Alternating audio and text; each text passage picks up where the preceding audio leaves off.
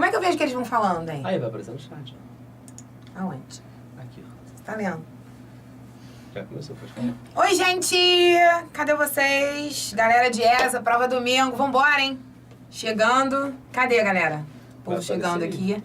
Já quero que vocês me deem bom dia, já quero que vocês comecem com os comentários, porque a gente começar a dar aula, né, pra galera pré-prova, aquela revisão, sem ter a participação do povo, fica chato, né? Fica monótono. Eu gosto de saber dos Paranauê todo, ainda mais quem vai fazer prova pro Exército Brasileiro, já infiltra, combate, rasteja, resgata, saúde Brasil.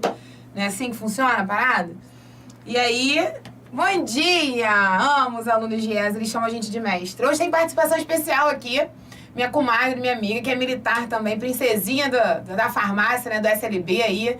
Vem me ajudar, vem cá, bota a cara pra galera te ver. Olá, pessoal, aí, tudo bem? Vocês estão em excelentes mãos, hein? A mãe do CEF. Aí, ó, excelente prova. Manda excelente pra... prova. Domingo agora, domingo. Todo mundo uma revisão aí. Essa saúde voando. Vamos voar. Acabei até... Ó, já se despediu, já deu beijo aqui. Ela já sai saindo assim. Já até acabei de postar um storyzinho. Quem quiser voar, decolar, que venha junto. Porque se não vier, vai ficar pistolhando, beleza? Com a musiquinha aí, acabei de postar. Enfim, vamos começar? O que vocês querem saber? Eu não fiz roteiro, não. A gente vai com o cérebro mesmo, com tudo que já tá aqui e já tá aí pra vocês também. O que você acha que vai cair, Fernanda, da tua disciplina aí na ESA? Eu aposto em doença hipertensiva específica da gestação, aposto em perêmese gravídica, eu aposto em mola, idatiforme, doença trafoblásica gestacional, aposto em aleitamento materno, amores. Regime de livre demanda em caráter de exclusividade até o 6º mês. E tem um detalhe importante. Se essa criança tiver um quadro, por exemplo, de diarreia, vômito, desidratou, tem que fazer uma terapia de reidratação oral, ou eu tenho que medicar essa criança, perde, Fernanda, o caráter de exclusividade? Perde não, Chuchu. Se você mantém o leite materno direto do peitinho ali e ordenhado dessa mama, porque a gente pode ordenhar também. Na geladeira dá pra ficar por 12 horas, no freezer congelado ali, 15 dias, desde que a gente adote todos os protocolos, os processos específicos para preservar as características desse leite como se da mama ele estivesse saindo, né? E eu aposto nisso aí. Então, o regime de livre demanda, o caráter de exclusividade. Você pode ser nativo do Rio de Janeiro, morar em Bangu, aquele verão de 48 graus, 50 graus, que você não precisa dar nem água para essa criança. Até porque, questão de marinha isso daí, né? Tem mais cara de marinha. 87, 88% do leite materno é água, parceiro. Leite anterior. Água, vitamina, sais minerais, substâncias hidrossolúveis. Sabe aquela paradinha assim? Hoje sextou, né? Sextou com revisão pré-prova. Eu tô tentando planejar um jantarzinho, um amorzinho, né? Mais tarde com o meu boy. Como é que você faz a parada? Você chega, sextou, bota um shotzinho pra tocar. Você chega no restaurante e pede uma entrada. É assim o leite materno. Ninguém chega no prato principal, não. A gente chega bebendo um suquinho, comendo uma saladinha. Então, leite anterior, água, vitamina, sais minerais. Entre o leite anterior e posterior, micelas de caseína, cálcio, fósforo, essa bagaceira toda que é super importante, né? Cálcio vai atuar na junção neural, crescimento ósseo, contratividade de musculatura, ainda mais a miocárdica, tudo isso. E aí depois do leite posterior é que chega o bate-em-top, parceiro. É o angu, é a rabada com agrião, com batata, calabresa, entendeu? É onde a gente tem o leite calórico, onde a gente tem aquela parte mais concentrada em gorduras, em lipídios, que é a parte do leite que vai ser responsável por gerar a sensação de saciedade. Então, se eles vierem perguntando sobre leite anterior, leite posterior, aí você já tá ligado nessa parada. E uma coisa que costuma ser muito questão de prova também, a pega. Sabe qual é a principal causa de fissura mamária, ó? Que arrebenta com a mulher? Pega inadequada. Como é que tem que ser? O lábio da criança tem que estar bem voltado pra fora, tá? A cabeça da criança alinhada com a coluna. O mento da criança, mento é queixo, hein, parceiros? Mento. Toca na mama. A boca bem aberta, o lábio inferior voltado pra fora. A bocanha, a areola inferior todinha, praticamente, mamilo e parte da areola superior. Vai mamar e não vai doer. Isso é uma pega adequada. E aí tem outros padrões pra gente ficar checando se essa criança tá sendo legal, sendo amamentada direitinho, sendo bem sucedido. Qual é esse padrão? Tem que ter um ganho de peso em torno de 25, 30 gramas ao dia. Tenho que ter de 6 a 8 fraldas molhadas de xixi por dia. Não dói. A criança consegue ganhar peso, ela espaça o horário entre uma mamada e outra. Agora, a gente precisa respeitar essa questão do regime de livre demanda. A criança limita, ela mama quando quer, a quantidade que quer, a hora que quer. Isso é super importante. E aleitamento materno é sinistro, né, cara? É espetacular, sabe? Pra mulher, pra sociedade, pra família, pra criança. Sabe por quê, gente? Quando a gente fala em aleitamento materno, primeiro que é de graça, né? Custa nada. Vai comprar uma latinha de leite, de NAN, de Nestogeno, de Aptamil. Isso não é barato. Sem falar que quando a gente faz o aleitamento materno, quando a gente dá o mamar pra criança, quando a gente amamenta, a gente não produz lixo inorgânico. Embalagem, lata, tampa plástica. Porque essa parada de eu vou ali jogar o lixo fora, porque hoje os garis vão passar, é dia. Você não vai jogar lixo fora não, amor. Você não vai em Marte jogar o lixo. Você joga o lixo dentro, ok? E aí, com essa questão da gente estar jogando o lixo dentro, você produz material inorgânico, você produz lixo que é difícil de degradar. Sem falar nas vantagens em relação à sociedade também. Porque uma criança que é alimentada e recebe leite materno, caráter de exclusividade, essa bagaceira toda, ela previne uma porralhanca de doenças, né?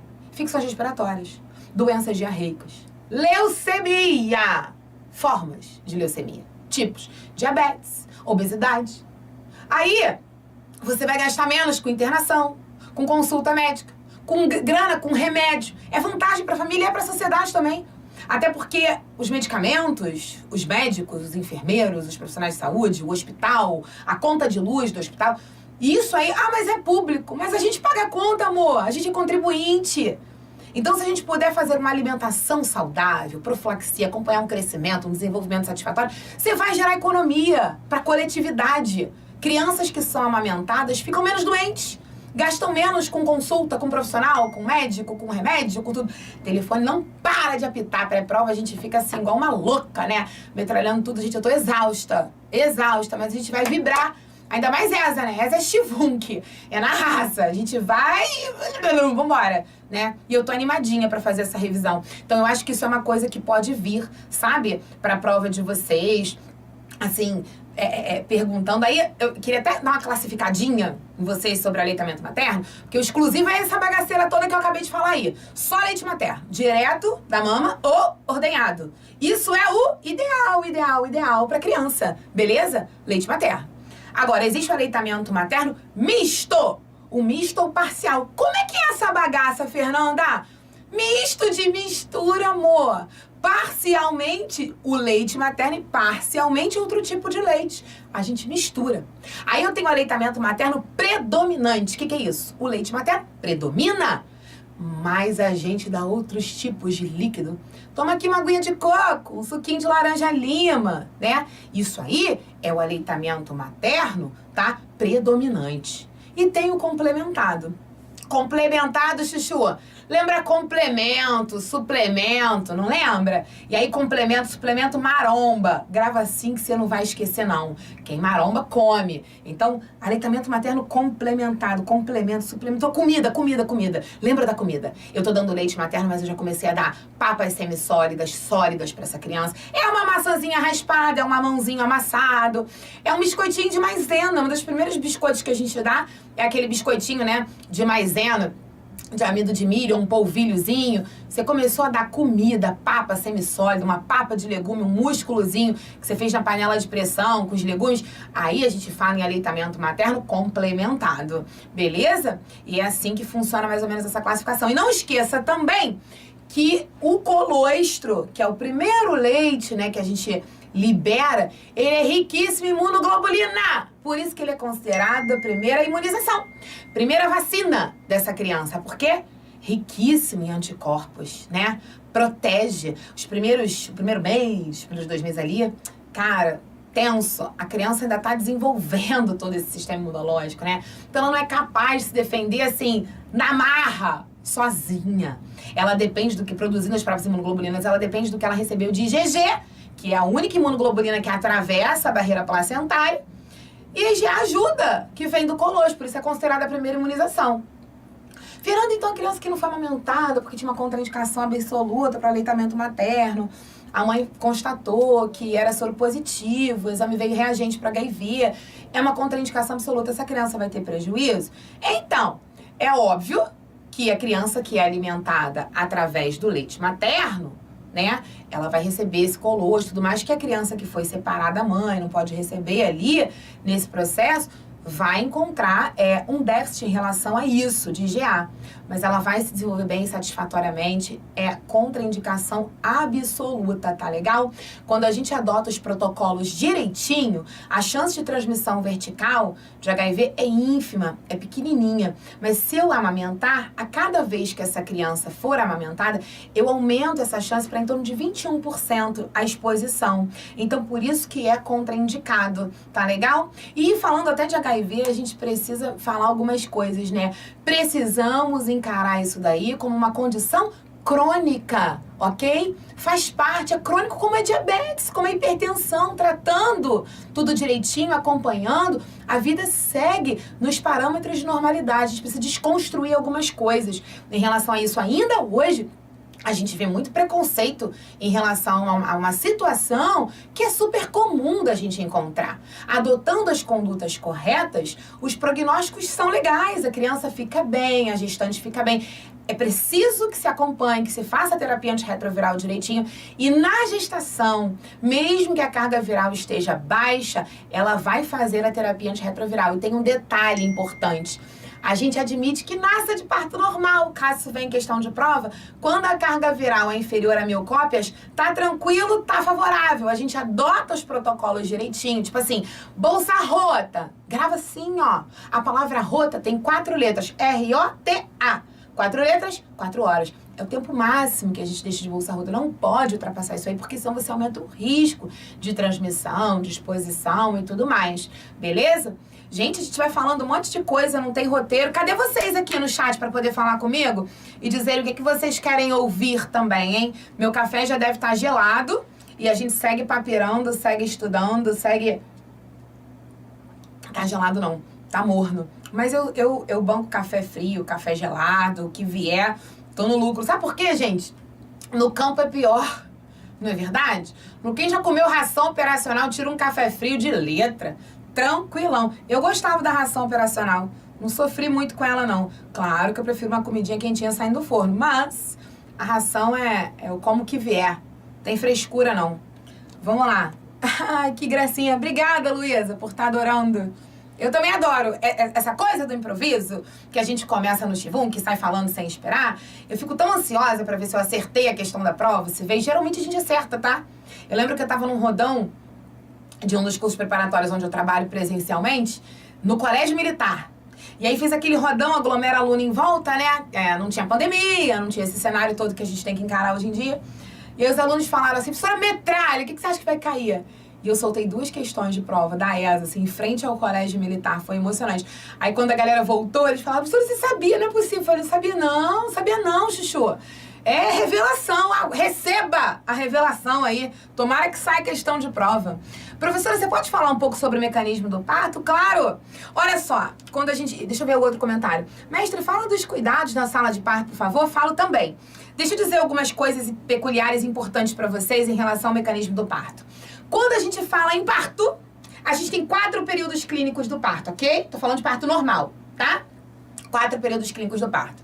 Quais são esses 4 períodos clínicos do parto? Primeiro, dilatação. É o mais demorado deles, tá? O colo tem que apagar, o colo tem que dilatar para um trabalho de parto ser verdadeiro. Eu tenho que ter contrações uterinas ritmadas, regulares, que vão aumentando a intensidade, a frequência e a duração delas, ok? Se diminui o intervalo entre uma e outra e começa a intensificar o padrão de contração. Mas é importante que entre uma contração e outra tenha de 1 minuto a 2 ali, em média, para dar tempo de reoxigenar o concepto. O ideal é que você tenha 2 minutos entre uma contração e outra, em média ali, para poder dar tempo de reoxigenar esse bebê, tá? Pelo menos de 1 a 2. E a gente vai monitorar. E eu também tenho que ficar ligada, porque se esse útero contrair, permanecer contraído por mais de 90 segundos, que é 1 minuto e meio, isso pode comprometer a oxigenação do bebê. Então, a gente chega a ter contrações até 1 minuto e meio. Mas eu tenho que ficar monitorando isso daí, tá? Minha comadre chegou aqui, gente. Vendo de novo, me vendo. Voltou.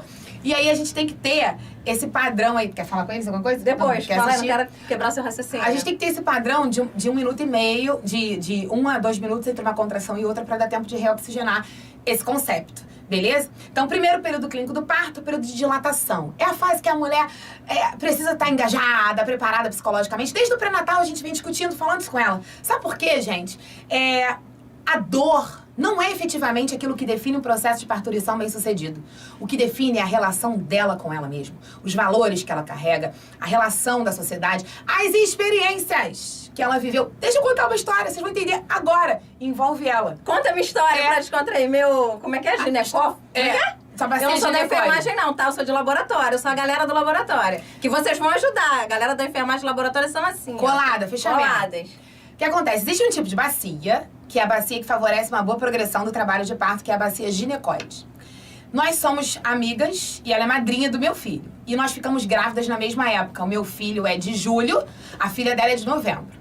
Foi isso? Isso, novembro, Isso. 10 de novembro. Aí meu filho nasceu, foi cesárea, uma gestação de alto risco, hipertensa, diabética, uma criança macrossômica.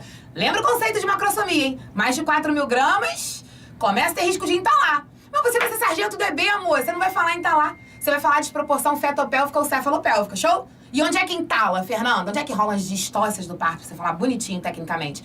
No estreito médio, né? Porque as espinhas isquiáticas se projetam angustiando esse canal. É assim que a bagaceira funciona.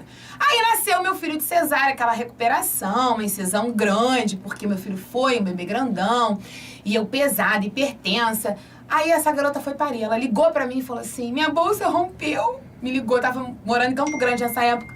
Falei, estou indo pra ir agora. 10h30 da manhã. 10 e pouco da manhã. Mas na minha cabeça, prime grávida, parturiente, assim, primia para primiparidade. Essa é a primeira filha. Vai demorar, deixei pra lá pra consolar. Quando eu cheguei no hospital, na segunda força que essa garota fez, a criança saiu. Já cheguei com 9 de dilatação. 9 de dilatação, engajada no processo de parturição, trabalhada para um parto humanizado. Aí o tempo passou, ela não engravidou mais, menina ajuizada, um filho só. Eu saí engravidando na vida, porque eu gosto de fazer filho. Engravidei de novo. Crescer e multiplicar. Crescer e multiplicar. Crente faz tribo, né? Eu tô tentando ser crente, me converter e tal. O que aconteceu? Engravidei de novo. Aí, a experiência do processo de parturição dela me levou a procurar o meu ginecologista obstetra, Rafael, que eu amo. Rafael Alves, melhor obstetra, melhor ginecologista do mundo. Sou apaixonada. Falei, Rafa, eu queria ter a Manu de parto normal. Será que rola? Será que dá? Aí a gente discutiu o nosso caso lá, o meu, né? Logo veio a minha consciência normal. Eu sabia que eu precisava de cesariana mais uma vez. Por causa das minhas condições clínicas, né? Eu sempre falo que a gente resgata o parto normal com esse caráter fisiológico que ele tem, essa atenção humanizada, é necessário que seja assim. Mas as cesarianas que são indicadas com necessidade mesmo, que tem indicação clínica para acontecer, salvam vidas. E a minha foi salva várias vezes, né? Eu parei 3 vezes e 2 delas por esse médico que eu sou apaixonada. E a gente conversou, mas a experiência que ela viveu no primeiro período clínico do parto e no segundo, que eu já vou falar para vocês o que é, me estimulou a querer parir de parto normal. Posso fazer uma pergunta? É sobre isso. Posso Fala. fazer uma pergunta? Pode, 2, 3. Eu não sou da enfermagem, então eu acho que isso cai na prova de vocês. Eu já saí da sala de parto pro quarto, já praticamente com a minha filha, já na pega da mama e com leite. Por que a cesárea demora tanto? Quem tem parto cesariano demora tanto e eu já saí praticamente pingando. E quem me ajudou a fazer a pega foi ela, tá? Ela colocou a Gabizinha na minha mama. Minha filhotinha, minha filhada, minha pretinha linda, amor da minha vida. O que acontece? O aleitamento materno, ele ajuda nesse processo aí, de involução uterina e contratilidade uterina. Quando ela colocou a minha filhada no peito, a Gabriela foi mamar, a neurohipófise dela, que é a hipófise posterior, começou a liberar a ocitocina que armazena.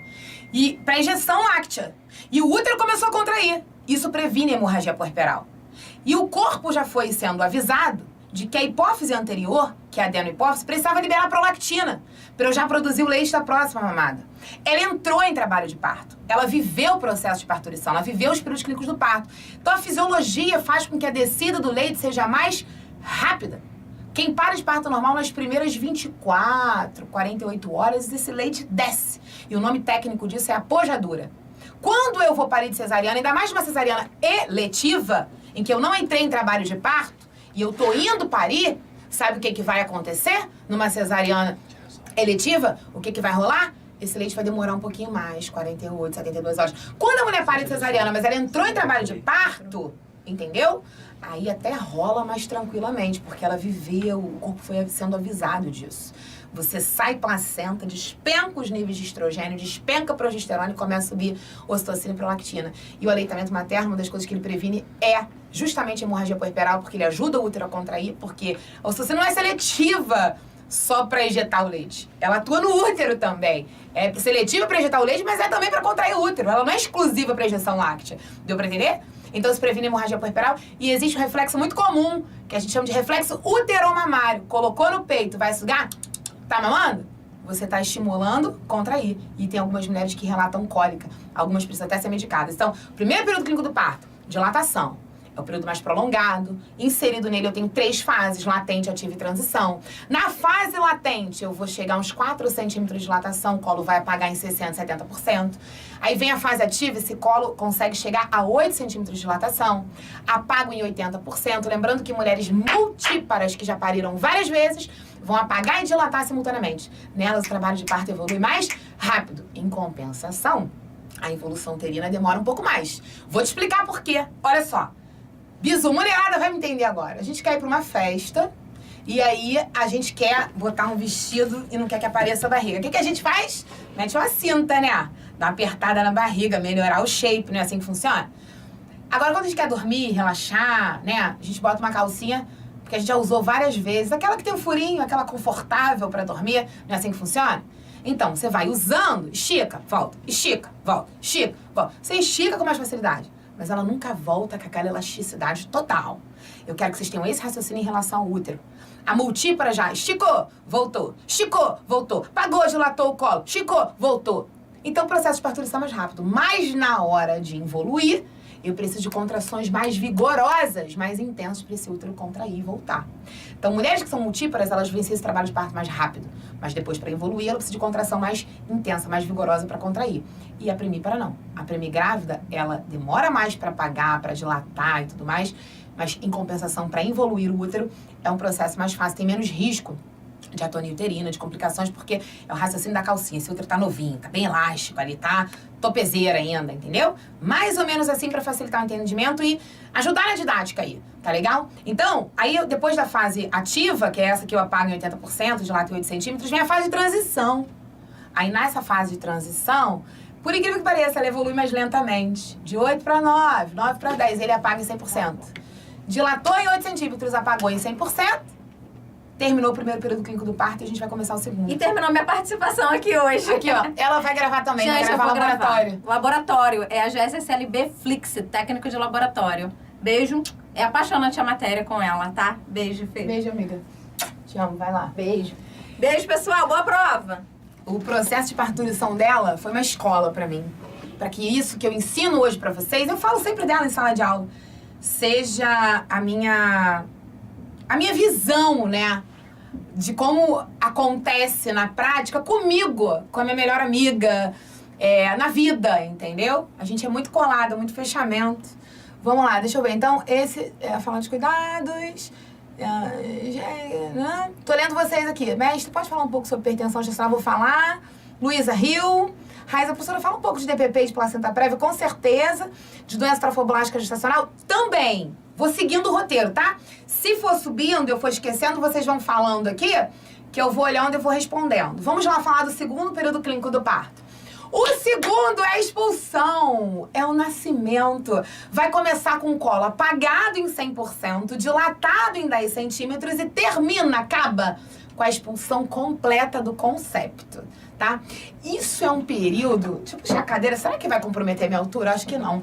A pessoa vai ficando velha e ela já chega procurando os lugares pra sentar. Vocês conseguem me ver legal, né? Daqui a pouco eu levanto de novo.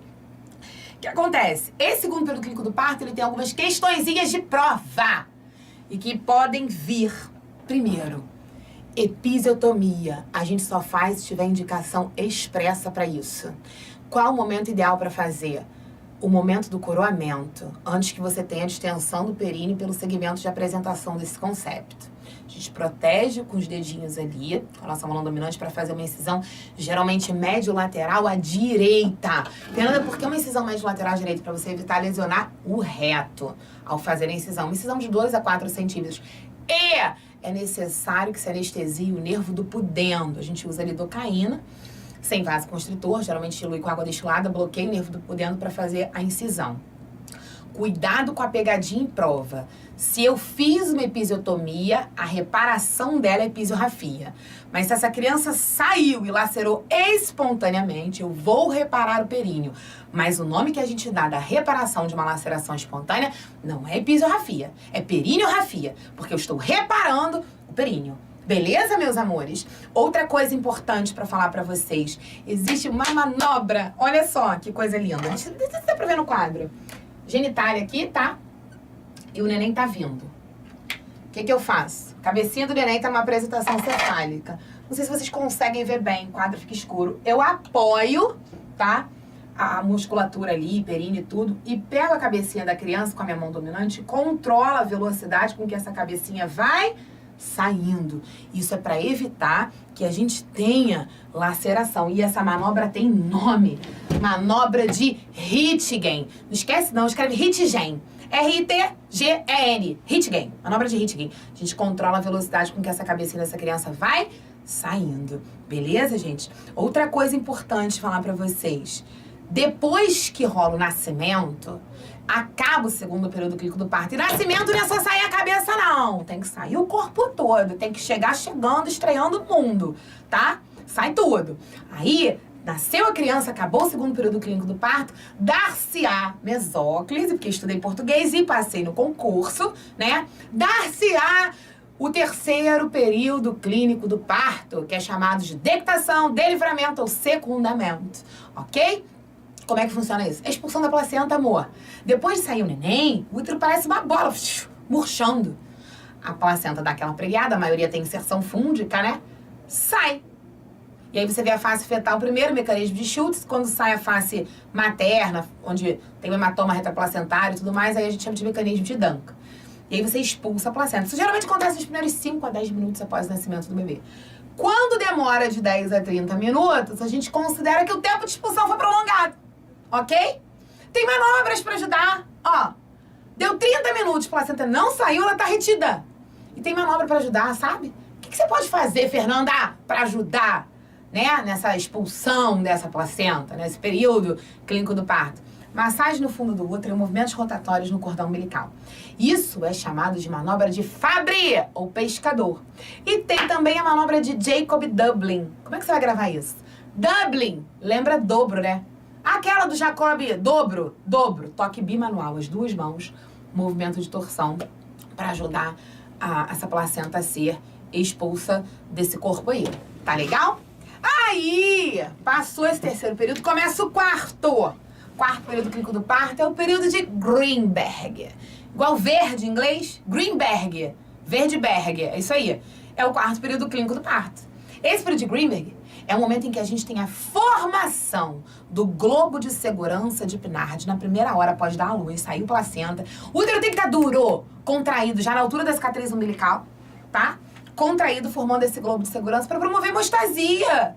É um período crítico. Se cair na tua prova, presta atenção, Eza. Se cair na tua prova, período crítico para o surgimento de hemorragia dos períodos clínicos do parto, o quarto período de Greenberg. Sabe por quê?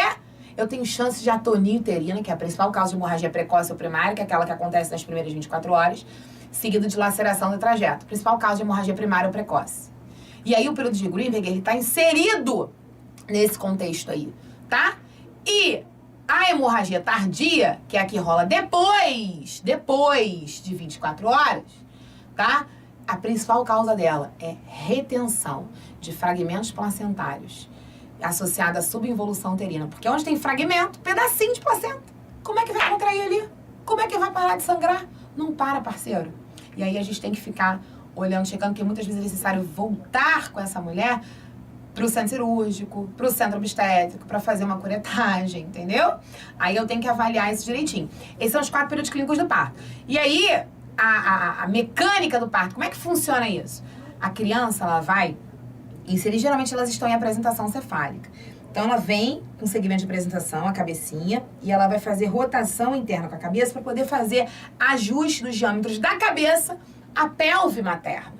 E aí, a gente tem o crânio do feto, eles têm placas ósseas ali, com espaços membranosos entre eles, que são as moleiras. Mas você vai ser sargento do Exército Brasileiro. Receba isso aí, em nome de Jesus, gente. Pelo amor de Deus. E aí, o que acontece? Isso não é mais chamado de moleira por você. É chamado de fontanela, ok? Aí eu tenho a fontanela anterior, ou bregmática, e a fontanela posterior, ou lambidóide. Essa bregmática aqui da frente, que tem um formatozinho de diamante, ela fecha em torno de 1 ano e meio, 18, 24 meses, tá? 1 ano e meio, 2 anos. A lambidóide, o posterior, tem doutrinador que fala que fecha de 6 a 8 semanas após o parto, e outros falam de 2 a 6 meses. Então, o que acontece? Como não tá fechada ainda, você não tem o crânio já todo unido ali, permite que quando a criança faz a rotação interna, isso trepa, como se fosse uma acavalada, sabe? Um deslocamento ali para poder diminuir o diâmetro. Porque o crânio é o maior segmento do concepto e é também o menos compressível. Já viu aquela história, passou a cabeça, passa tudo? É mais ou menos por aí, tá? A não ser que essa criança seja filha de uma mulher com diabetes gestacional.